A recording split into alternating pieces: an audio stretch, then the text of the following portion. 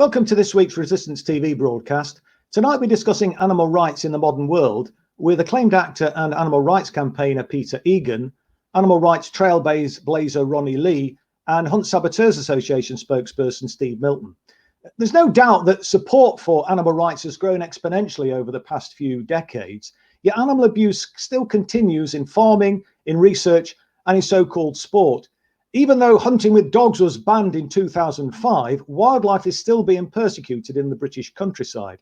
And before we begin tonight's discussion, I just want to play a clip of a conversation between senior hunt supporters who seem to think they're above the law. Anything that comes out of these meetings is to be kept amongst ourselves.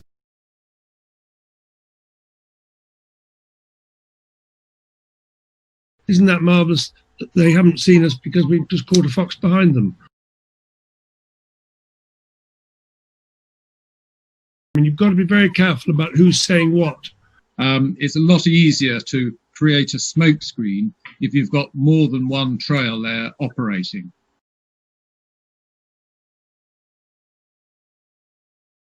And that is what it's all about, trying to portray to the people watching that you're going about your legitimate business. Oh, sorry, I've got one more thing. The police interviews and inquiries.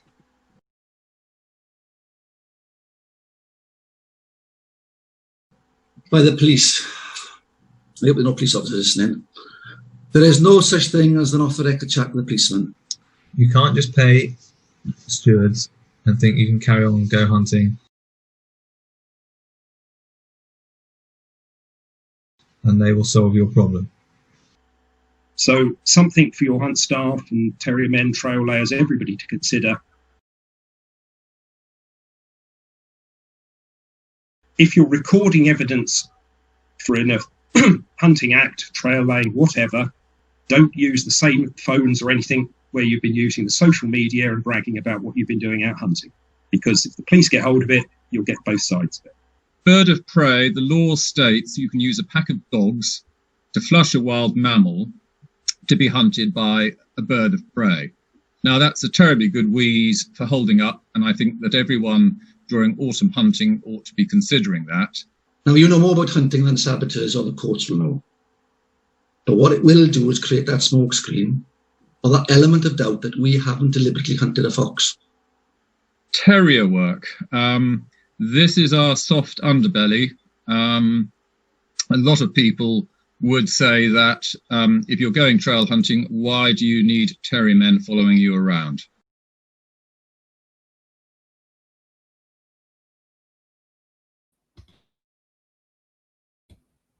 That looks like a conspiracy to conspiracy to commit break the law. I don't know what you think, Peter, but why do you think that hunting still persists to this day, Peter, given that it was banned in 2005?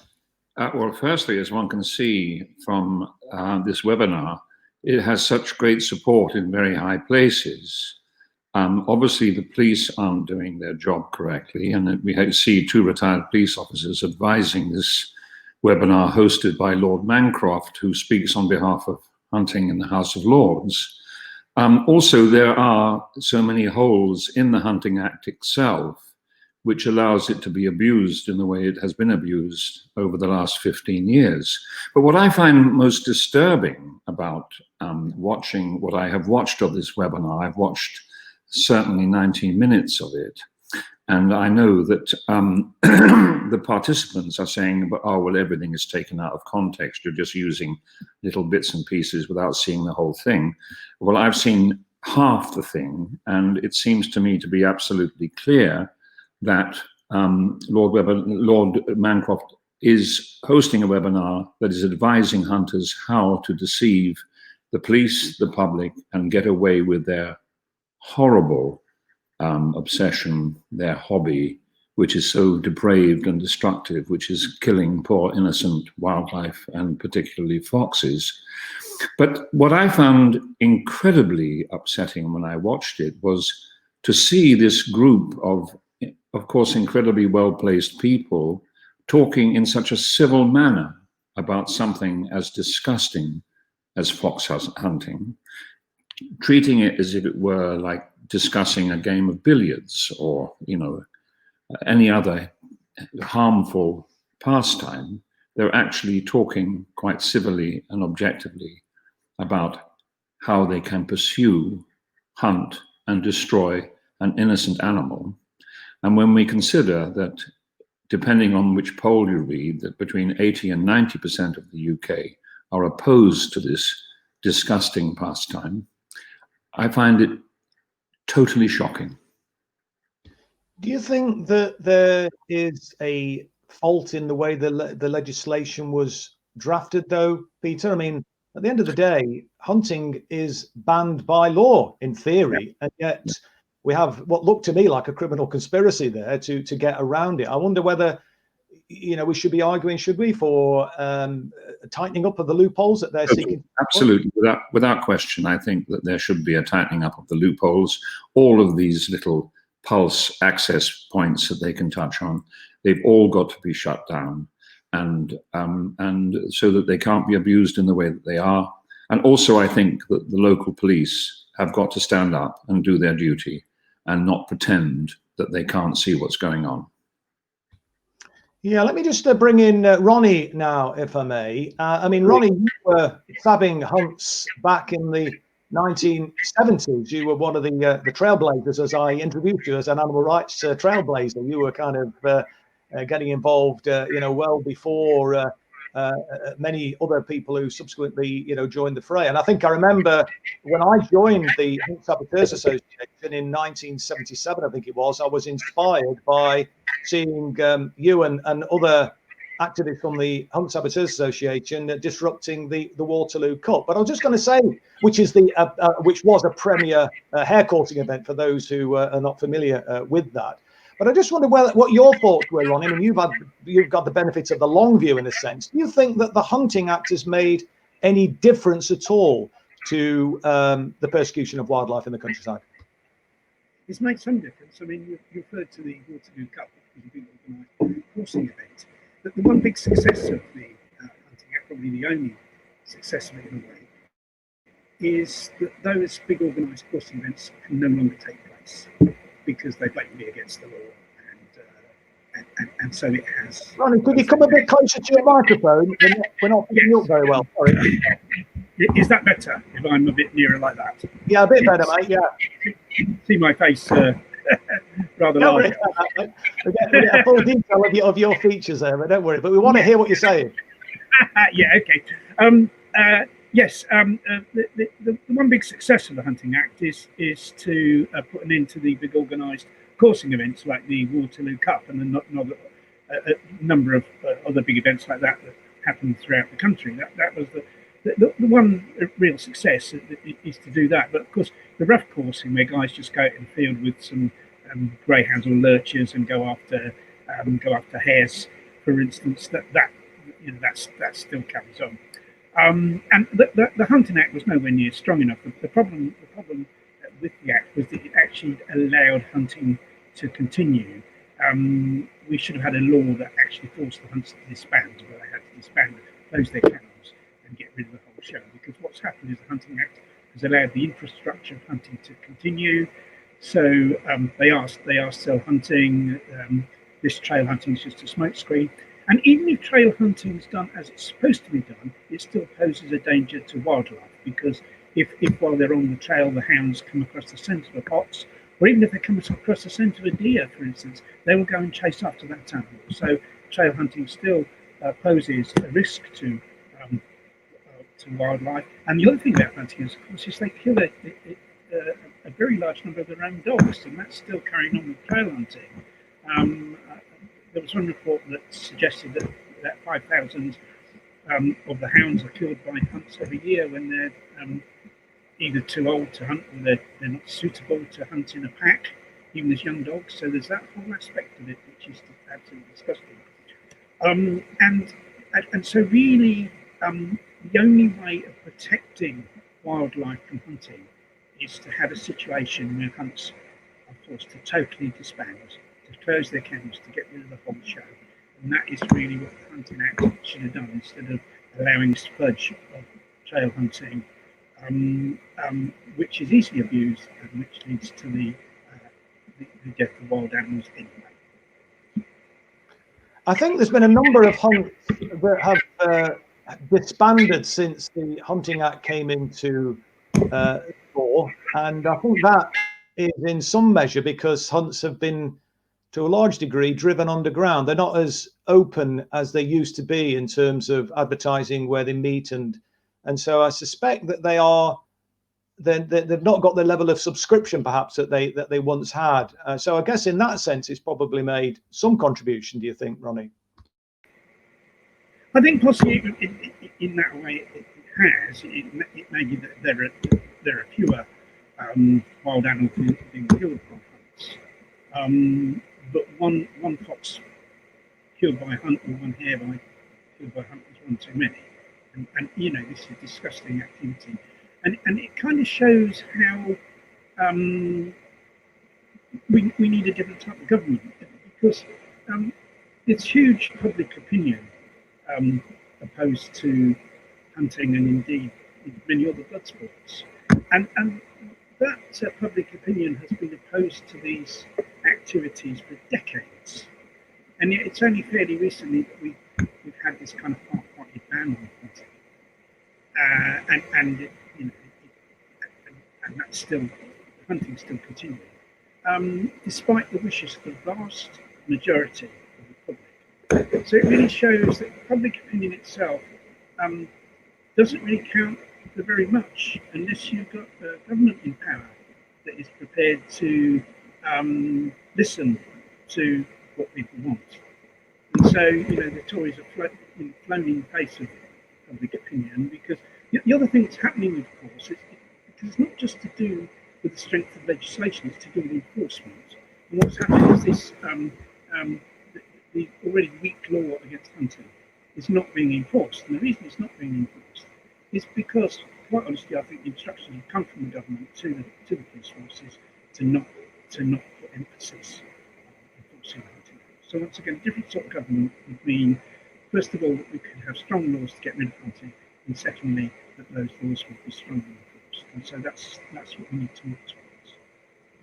I think it certainly does point up the crisis of representative democracy. You're right, in my opinion. I mean, I've been quite critical of the way in which people who are supposed to be our representatives. I mean, and I was in the House of Commons myself, but they don't seem to represent the interests of or the wishes of, in many circumstances, and this is a case in point, of the vast majority of the public. It seems that people are able to obtain influence through lobbying and through their position in society. But let me bring in Steve now, if I can. But before I just bring Steve in, I want to just play another clip which kind of illustrates the sense of entitlement of the hunting fraternity, and it just shows you as well the sort of provocation that the hunt sabs, the hunt monitors, have to put up with on a daily basis when they're monitoring hunts to make sure they are complying with the law after all. So if we could just play that clip now, please.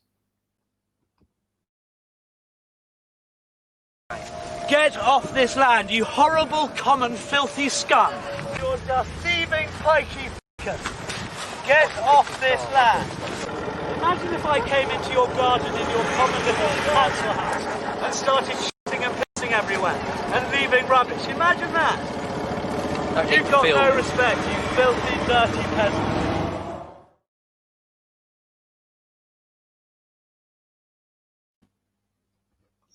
Blimey, Steve, you're a filthy, dirty peasant then, according to that guy. I mean, how do you keep your cool under such provocation? And is that typical of the sort of reaction that you get from the hunting fraternity? Yeah, it's fairly typical, or even though that was fairly tame compared to a lot of stuff we've had. I mean, some of the insults you really can't reproduce. Certainly not in the public domain. They come homophobic, racist, misogynistic, everything. But it's quite funny you should say, how do you keep your cool? Because it's one of the biggest comments that we get from our supporters. A lot of them will say, "Oh, I'd love to come out, but I could never keep my cool, and I would end up getting nicked." But it's very easy. So we're not there ultimately to get into arguments with people that have a massive hatred. You know, they hate you with a passion because you're stopping what they like doing, which is killing for fun. So we're not there to get into arguments with them, and it's an easy trap to fall into, but we're there to keep our cool and get on with the job. You know, if we're stood there arguing with people, we're not stopping them from hunting. So, but on the plus side, if they're getting really, really wound up, you know you're doing a good job. So it kind of spurs us on in that respect. I mean, as you probably know, Steve, I was a member like Ronnie of the Hunt Saboteurs Association in the 1970s, and we were certainly subject to a fair amount of violence then. But I've heard anecdotally from people who are still active like yourself, and although I've not witnessed it, so this is anecdotally, I'm speaking now, but in many ways it seems that the level of violence has substantially intensified. And I wonder whether that's because obviously with this modern technology, we've now got the ability to film people on our smartphones and so on. And clearly with the Hunting Act now being on the statute book for all its faults, it does actually put them on the wrong side of the law. So, I mean, perhaps you could just say a little bit about the level. I mean, you've just touched on it there. And what type of violence have you been subjected to? I mean, most of the time, the large percentage will be verbal abuse, but you will get, especially if you're especially effective, quite often things will escalate, especially if you've just seen a fox to safety. So, you know, they could have been on a scent, and you know you've got on the horn and you've taken the hounds away from that, and they will get really aggravated over that. So you could get anything from being ridden down by horses. That's a favourite of the riders. I was ridden down last year and ended up in hospital. So that's one of their biggest ones. They'll actually ride at you. I mean, it's like getting hit by a car when you know, that's potentially, you know, they're trying to kill you if you get ridden over by a significantly sized, you know, hunt horse, right down to their own. They'll quite often bring in their own, what they call stewards, but realistically, they're just local thugs that they'll give some beer money to come and beat you up, basically. So there's some fairly significant violence that's involved. Anything from just, you know, being rugby tackled and getting knelt on into mud to properly getting a good kick in, as they would say. But as you alluded to there, I think the reason we're seeing so much more of this now is because social media and everybody's access to actually good quality video recording equipment, which is small and it's convenient. You know, most SABs are wearing body cams now. They do that primarily for their own defense. Should anything go to court and you can identify that someone that's, you know, committed an assault against you, then potentially, you know, your body cams will have that evidence, which again, it's one of those other things in the fact that if you're wearing those body cams, that's the first thing they actually go for. You always know if you're in trouble if they're grabbing you and grabbing your body cam, because if they get it, you know what's coming next. It's reckless behavior. There's no doubt about that, to ride people down. I mean, you know, the famous suffragette, Emily Wilding Davison, of course, when she was making her protest at the Derby, I mean, was killed when she was trying to pin the suffragette colours onto the King's horse. So it's incredibly reckless behaviour that they're engaging in. And what's been the reaction of the police on that, but also in terms of actually enforcing the Hunting Act? I mean, are they doing a decent enough job, do you think, the police, in trying to make sure that the hunts keep within the law? Well, there's a very simple overall question to that, and it's no. They're falling well short at the moment. Having said that, I think it varies hugely around the country, depending where you are. Some areas are diabolical. It's absolutely no point in even engaging with the local force because they're blatantly corrupt.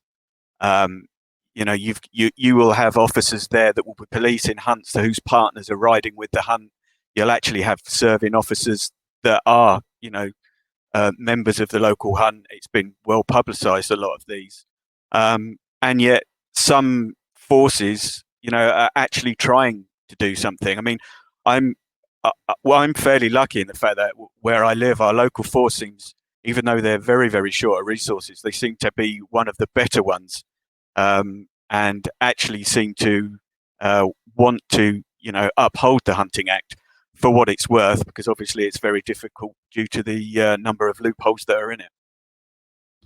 Yeah, no, indeed. I mean, I don't know what your thoughts are, Peter, about the way in which the police don't seem to be enforcing the law properly. They don't seem to be providing protection to lawful activity, really, by hunt saboteurs and monitors actually observing what the hunt is doing. I mean, how would you respond to that? Well, I think it's absolutely a dereliction of duty as far as the police are concerned. But what is interesting is I'm sort of a late comer to this table of animal rights, and as we know from our relationship with a certain charity, for which I was a vice VP for about 6 or 7 years, it was from that point on that I began to really understand the great work that hunt sabs do and the great work that animal rights protesters do, because of the media and because of the way that hunt sabs are presented, being balaclaved, and they are referred to as the aggressors in a situation where in fact they are the pacifiers. They are the people who get between the horrible and devastating sick aggression of the hunters and the poor prey. They stand in between that. They are the pacifiers. And most of them that I have met, and I've met quite a lot in my travels throughout the country and speaking at certain events, all of them that I have met are incredibly human, incredibly gentle, strong people, of course, because they have to be, but incredibly moderate in their thinking. And when I come up against the hunters, they are incredibly aggressive. I think it's shocking in the modern world to see a twerp like that guy in the field refer to a hunt sab as "go back to your council house," or this incredibly provocative language that comes from these, I hate using terms like upper and lower class, but these upper class, whatever they are, twerps. I mean, it is absolutely shocking. So, and they are so confident because, yes, these people in these positions do have the local police as their friends who come to their tea parties and their garden parties and represent the local constabulary. And they are all, it seems to me, except in certain circumstances, they are all part of the game. I mean, they are not offended as we are by the disgusting choice that these people on a horse with their stirrup cups and their red jackets, what we will call the aristocrats of the hunting community, who feel that they can lord it over everyone. And somehow they have managed to, either by payrolling or by some quasi sort of position, they encourage the terrier men to doff their caps and look up to the Lord and want to please them. But they both have one thing in common, and that is they are emotionally psychopathic. And what I find disgusting is that we have a force called the police force, who are supposed to protect us from psychopaths, in fact, help them out. It's absolutely shocking. But I think what is wonderful about social media is that we are able to see hunt sabs as the human beings that they are, and the amazingly committed people who work in animal rights as the human beings they are. And in general, if people take the trouble, they soon learn who the aggressors are. Yeah, I mean, and certainly I think you're absolutely right. And that was my experience, that sort of lackey mentality of the sort of hunt followers, the so-called terrier men, the people that have the terriers in the Land Rovers to flush foxes when they go to ground.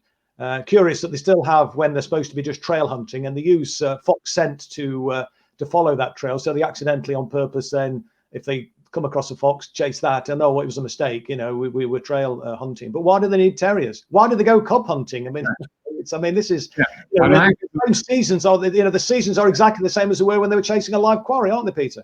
Absolutely. It's a total con. I mean, I have spoken to people who are committed drag hunters, and they are deeply offended that their hobby, which is basically quite humane, for want of a better word, they are offended by the fact that they are associated with the blood sports. No, absolutely. I want to change tack a little bit in a moment. I want to go to Ronnie, but I just wondered if, just finally, Peter, I mean, obviously you work in the arts and so on, and I guess you kind of rub shoulders with people in the media. It's so curious, isn't it, that I know the media do give this some attention, but the sort of thing that we've seen today or this evening, with that guy shouting those abusive remarks, the sort of violence that and abuse that Steve has outlined, it rarely gets covered in the media. And yes, and yet it's commonplace. Why do you think that is? Why isn't the media actually doing its job properly and actually reporting what's actually happening in the hunting field right now? Well, I think that happens. It's happening more and more now. And it happens more and more because social media actually gets the news out anyway, and conventional terrestrial media is being left behind. But I think it happens because there's a corporate interest in all of these outlets that they want to protect the big business element that is paying for their advertising space and actually paying their wages. So we see it, in what's happening in America, in the election, this recent election. Vested interests have tried to control something that they couldn't control. So I think it's to do with that. I think it's also to do with the fact that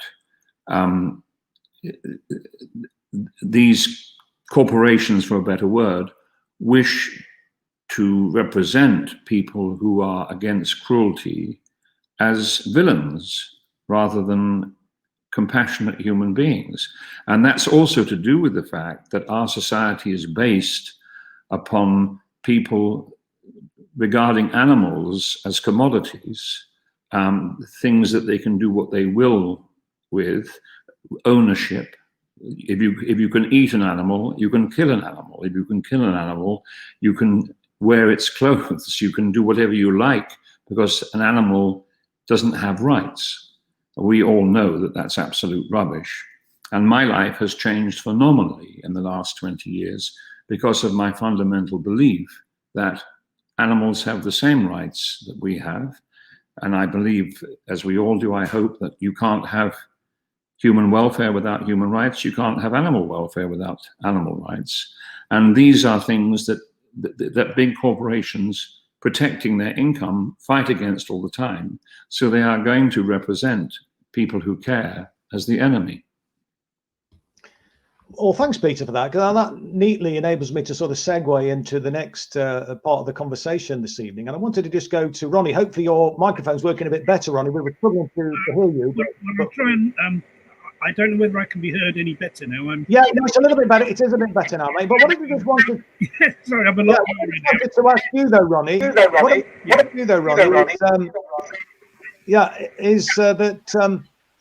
Livestock, it poses an existential threat to the human race, to the planet, because of its connection to the climate change, potential climate catastrophe. I wonder what your thoughts were. I know you're active in the Green Party. How can we get that message across? Because it's a kind of a taboo, really. I mean, there's a lot of people who are concerned about the environment, but don't necessarily make that connection between the livestock industry and the impact on the climate. And I just wondered what your thoughts were in relation to that, in terms of how we get that message over to people, because politicians fight shy about talking about what people put on their plate to eat, don't they? Yes, I mean that's a big problem. I mean it's kind of like the elephant in the room, really, in terms of the climate crisis. But it's such a huge contribution to that crisis. The fact that people consume animal products and that we have animal farming because of that, and all the emissions that are created by that. But also another huge problem for the environment is industrialized fishing in a different way through the destruction it causes to the oceans. And so really the the most important thing, there was a study by scientists at Oxford University a couple of years ago, and they came to the conclusion that the most important thing any individual person could do to protect the planet was to go vegan.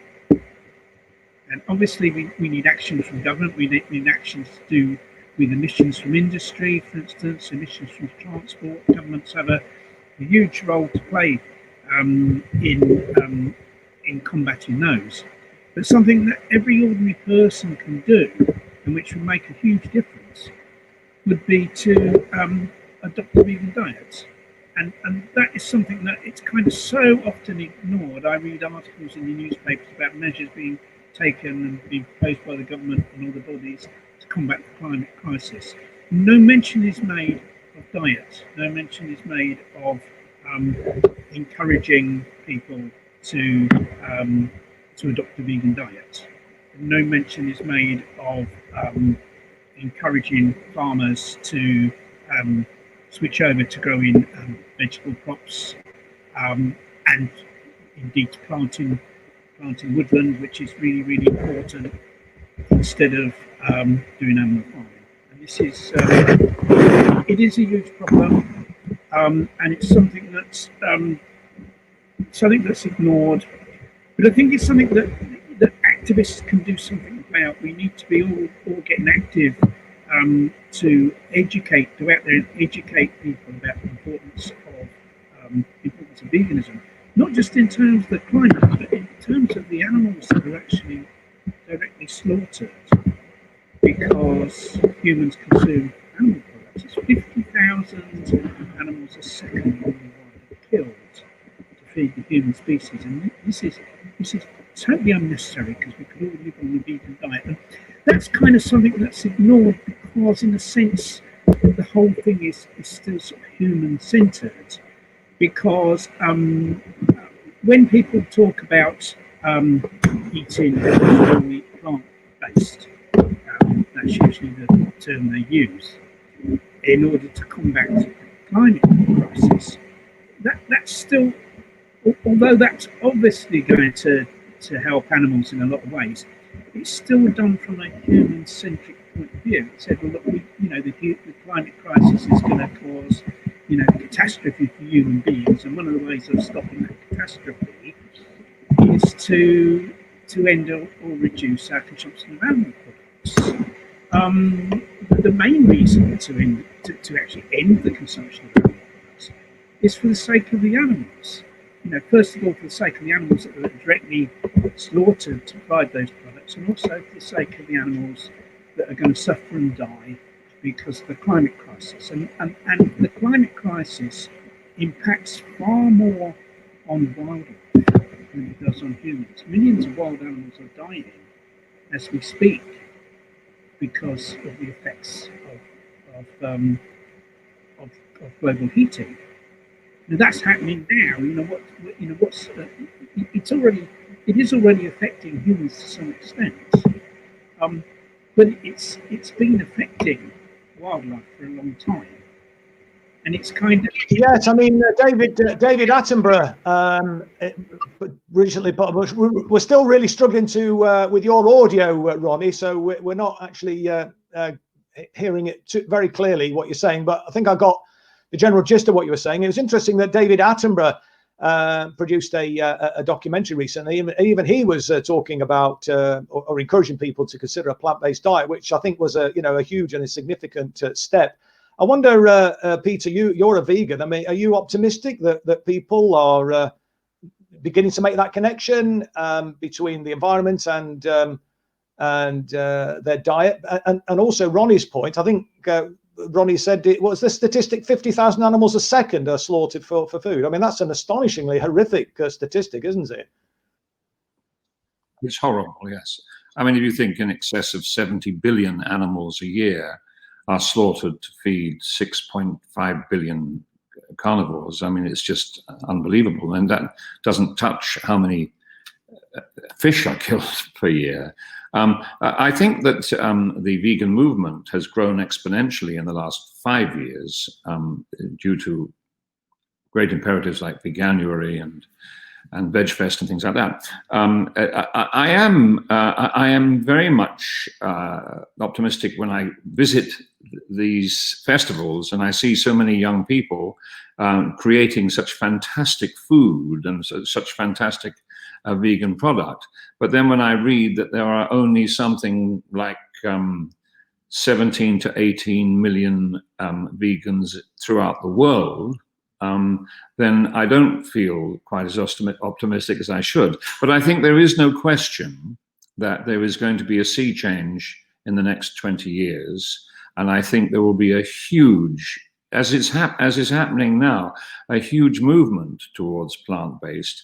Also because, again, the corporations have discovered that they have repeat customers with vegans, because vegans in the big supermarkets, and you see them now, there is a plant-based or vegan section in most big supermarkets. And vegans go back to that section and they keep buying.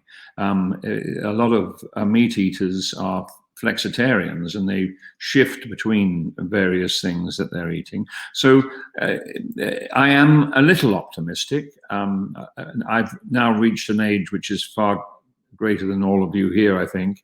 So I don't think I'll see the major change in my lifetime, but I certainly hope that my daughter or my grandson will experience the shade from the trees whose seed I'm planting. Yeah, no, thanks, Peter. And of course, following a vegan diet, I mean, apart from avoiding cruelty, it's also a more healthy option as well. It's not just healthy, it's incredibly delicious. I mean, the variety is just sensational.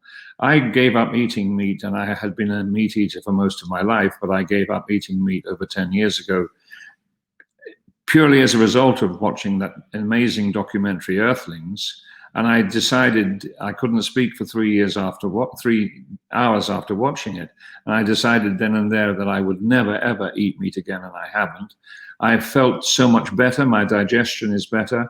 I feel physically better. But most importantly, I feel better in whatever we consider our soul to be.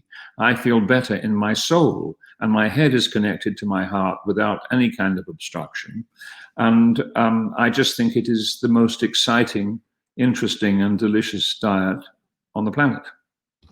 I was watching an interesting documentary, I think it was last year. It was one of those celebrity doctors, and they were looking at what's the secret of longevity, of a long life. And I remember during the course of the program, he was interviewing a chap who was 100 years old, and he was a heart surgeon. He'd retired at 96. And he said, goodness me, he said, what's your secret then? He said, well, I went vegan 50 years ago. And he said, well, blimey, he said, you could still do it. He said, yeah, of course I could. He said, what made you retire? He said, well, I thought at 96, I'd like to spend a bit of time with my family. He said his secret, the conclusion of this documentary was, because he wasn't just talking about diet, talking about a range of different things, but the secret to a long and healthy life was apparently dancing and a vegan diet. So, Peter, you're in the right occupation, being in the arts, as it were. So, don't do so much have you with us for a lot longer. Well, I don't dance very well, but I certainly do indulge very much in this in a great diet. In fact, when I became vegan, I announced it through Veganuary. I was sort of vegan before then anyway, but I got lots of letters, and at least 3 or 4 of them were from nurses who worked in hospices. And they all said, we're so pleased that you have decided to become a vegan. Peter, we like you as an actor and want to see more of you. But we've worked in hospices all of our lives, and we've never treated any vegans. So I thought that's a pretty good recommendation. Absolutely, absolutely. I mean, Steve, I mean, the Hunt Sabs, as far as I know, is not a kind of a vegan organization, sort of animal rights organization. I think its motto used to be the St. Francis of Assisi quote, where it said, not to hurt our humble brethren is our first duty to them, but to stop there is not enough. We have a higher mission to be of service to them whenever they require it, which obviously is what kind of drives what the Hunt Sabs do. But I noticed, I was reading something, somebody sent me a cutting, and just really touching on the connection between this COVID crisis, which is why we're speaking over Zoom today, and the livestock industry. And this cutting was actually about mink farming, and apparently there'd been a cluster in, I think it was Denmark, a cluster of a COVID outbreak around this kind of mink farming concern. And the basis of the article was that COVID is likely to, or potentially anyway, put paid to the mink farming industry for fur coats. So that's another horrendously cruel practice. But I mean, where's the hunt sabs coming from in relation to this whole debate that we've just been talking about veganism and the kind of implications between diet and the climate impact on the climate and the environment? Well, we always have. There's a saying amongst hunt sabs is you'll never see a fat sab, and that is primarily because I can't say for all of them, but we are primarily a vegan organisation, because it means that makes absolutely no sense to go out and save one animal and then go home and eat another one. There's just no basis in logic there. We always say to our members that you don't have to be a vegan to join, because we usually find that those that aren't vegans, then they come out and they find out what we're about, and our deeper ethos behind everything is the fact that over a period of time, we actually convert them into veganism. And the vast majority of sabs that come out that weren't vegans actually, stay as sabs, and then they become vegans, and then they become committed vegans. And obviously everybody knows, and to echo what Peter said, I think everyone's aware now of the damage that is being done to the planet through this industrialized farming of animals that are basically just commodities. I think that's the big issue is they're commodities. They're not seen as sentient beings. I think don't think there's a sab out there that doesn't think in that way. They're all committed not only to saving wildlife, but obviously saving the planet, because if there's no planet, there's no wildlife for us to save. So, we see the bigger picture. We're not just single focused. And also,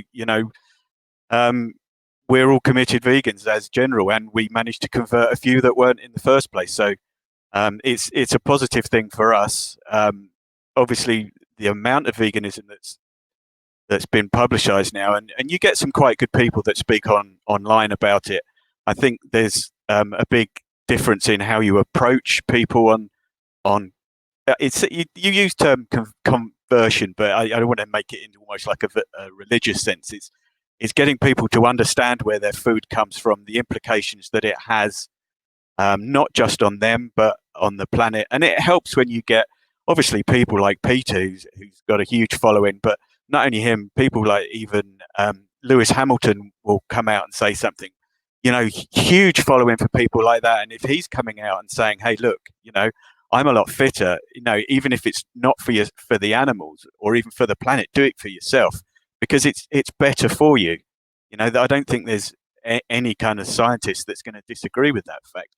Like you said, when you're a sab, the amount of old sabs you see that are still running around the countryside, when those that probably the equivalents that would be eating meat are sat there with heart disease, then it speaks for itself as far as I'm concerned.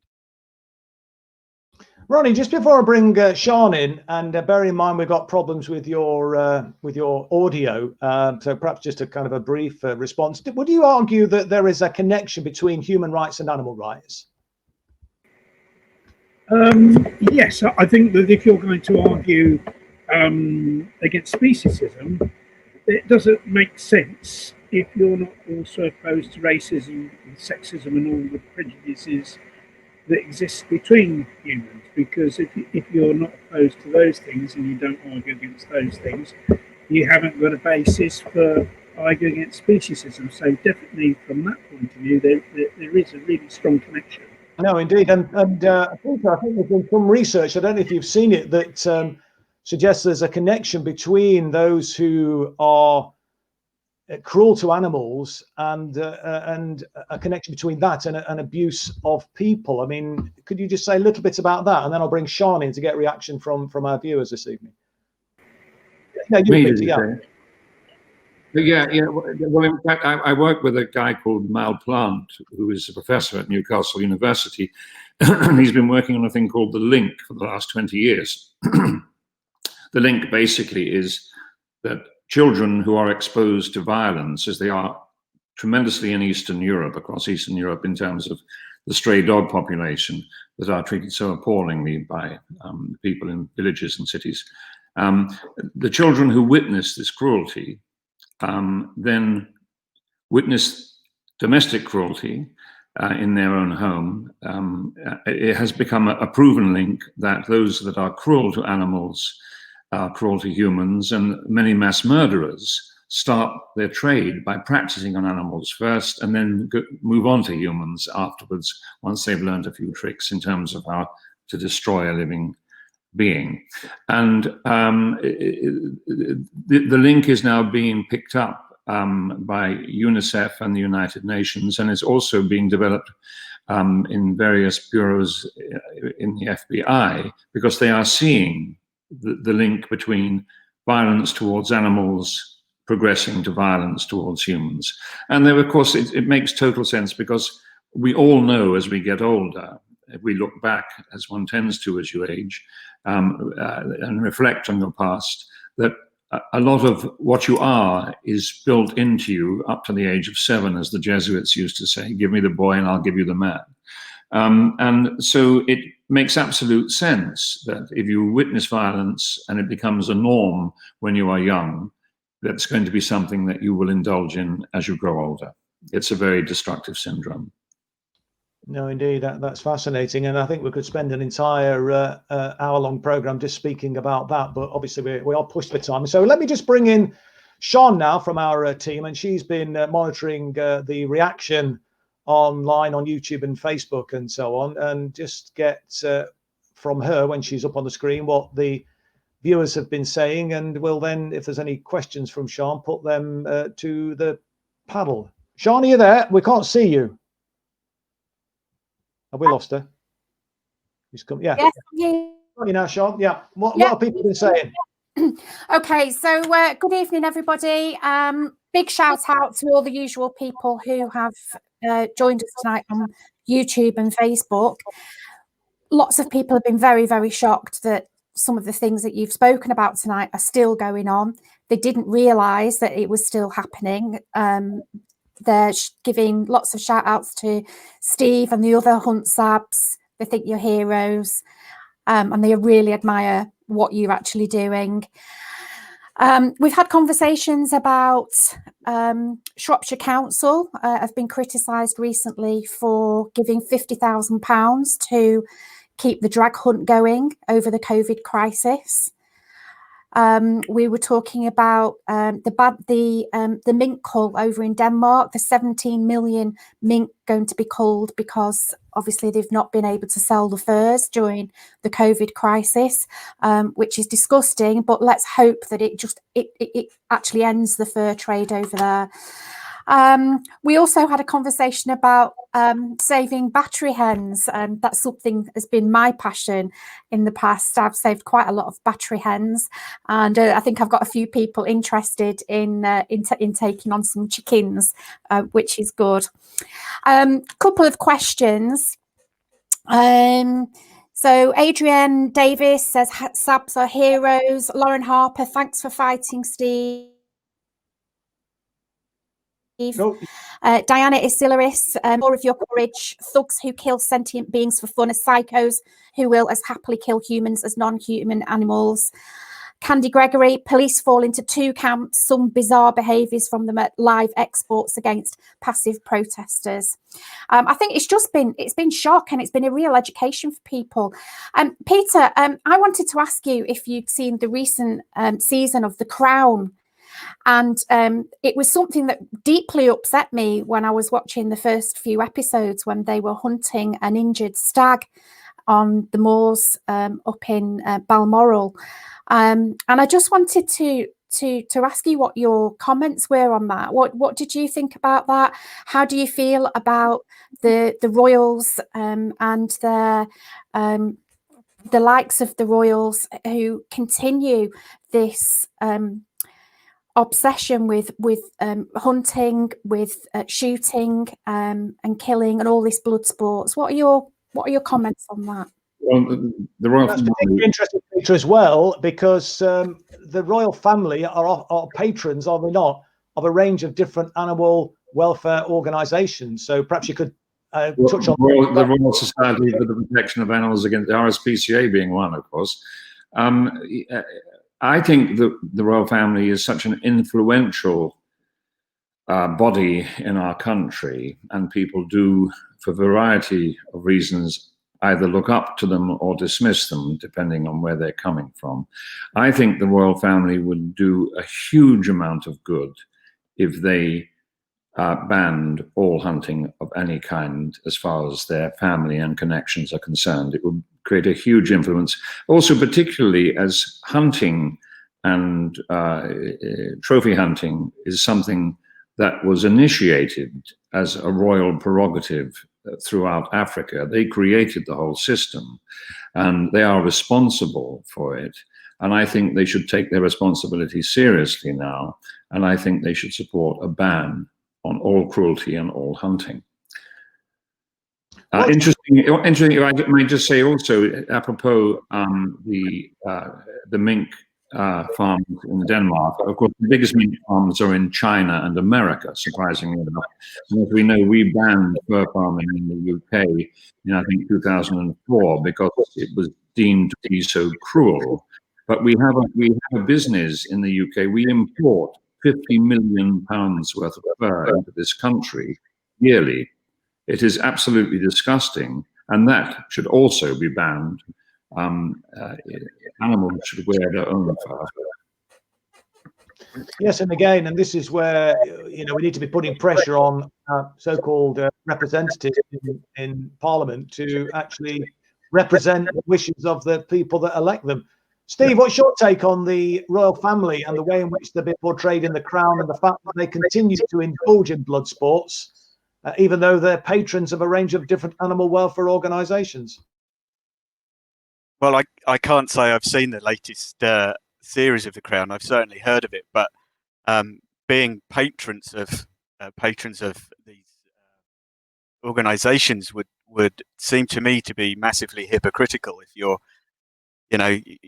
you're preaching to one and then going out on a grouse moor and blasting some birds out of the sky for little more than fun.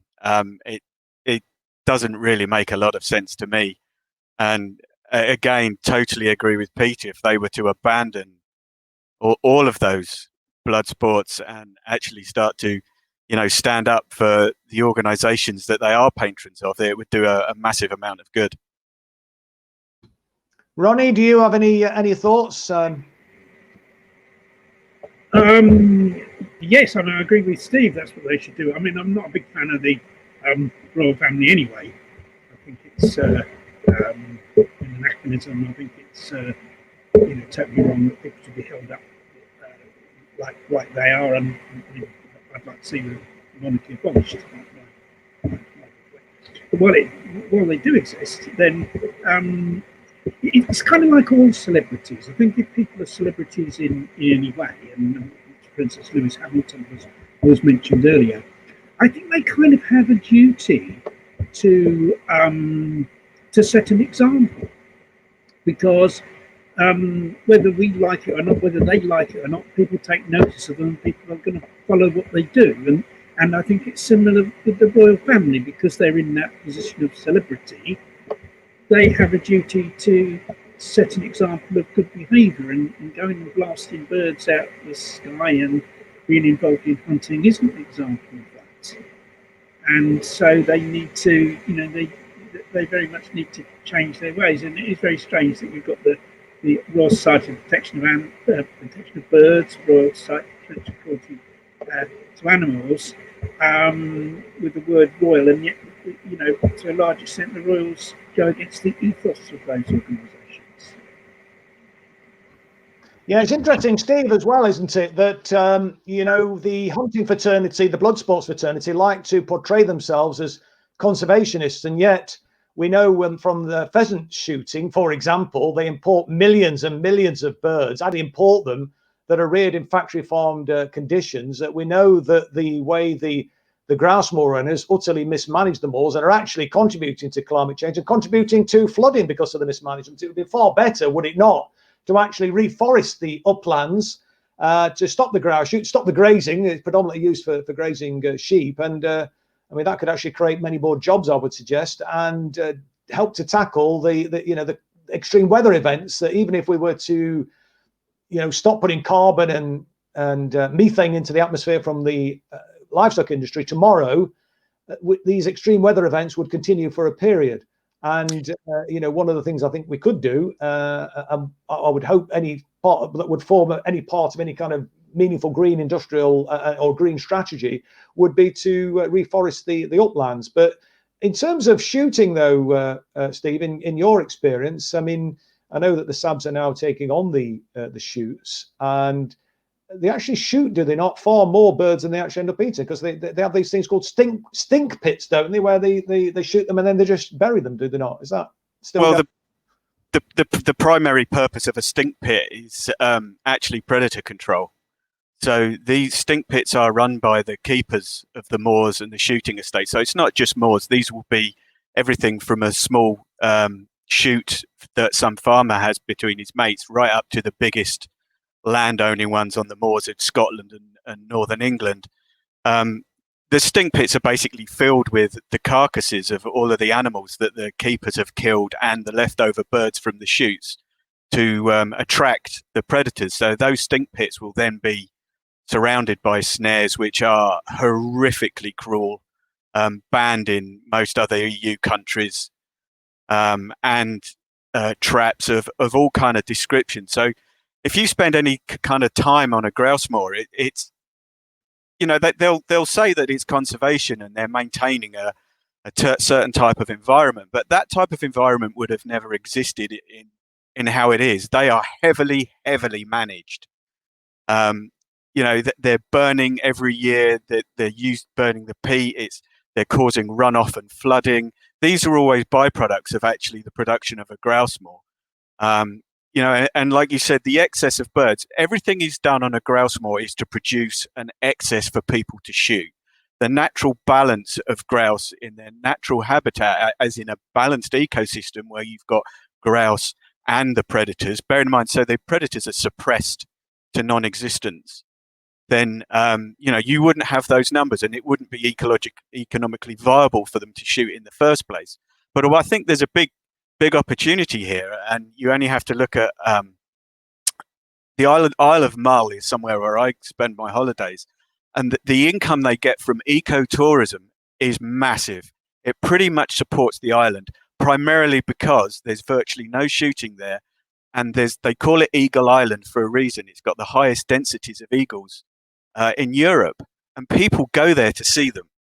They go there to see all of the wildlife. Now, there's a huge opportunity here for all of these grouse moor owners to rewild those and turn it over to actually ecotourism, because it will employ a lot more people locally, and wildlife will thrive in those environments.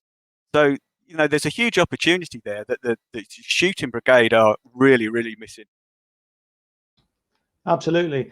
Sean, any final comments in the last from our viewers? We've only got about a minute left. Yeah, there's one coming from Kevin Rathbone. Can we revisit the hunting laws, making it fit for purpose? Well, I think we could. I think we'd all agree with that, and I think what we need to do is pressure parliamentarians and political parties to embrace a more sensible piece of legislation. Fortunately, Tony Blair was convinced that banning hunting was a bad idea, when, as Labour leaders often do, of course, was spending his holiday on the yacht of some billionaire, and there was some huntmaster on there who spent the afternoon talking to him about what a bad idea it was to ban hunting, and he then was opposed to it. But obviously it was overwhelmingly supported. A ban was overwhelmingly supported in the House of Commons, and he couldn't prevent it from going through. But of course, the loopholes that they put in are being ruthlessly exploited, as we saw with the opening clip. Listen, we've run out of time. I just want to thank our guests. It's been, it says thanks for watching already. No, we're back. Yeah, no, I just want to thank our guests, Peter, Ronnie, and Steve, for a really fascinating discussion. I hope you found it useful. I hope you found it interesting. And if you'd like to get involved with the Hunt Saboteurs Association, then I think the details are or have been on screen. But we will put this video out in the form of a link, and we will give details about how to contact the Hunt Sabs if people are interested in joining up and helping in their activities. So thanks again, as I say, to Peter, Ronnie, and Steve. Next week we'll be on air again at 7 p.m. on Wednesday, when we'll be talking to Ilan Pappy and Jackie Walker about Gavin Williamson's attempt to force universities to adopt the IHRA. So that's it for this evening. Thanks for watching, and good night.